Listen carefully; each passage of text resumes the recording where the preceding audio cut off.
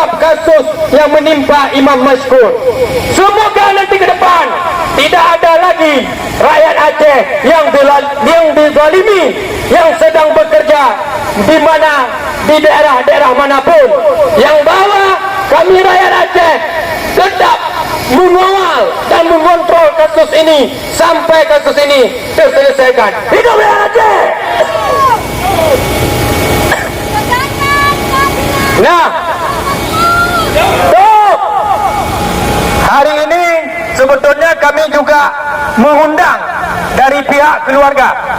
Siapa yang menanganinya, Om?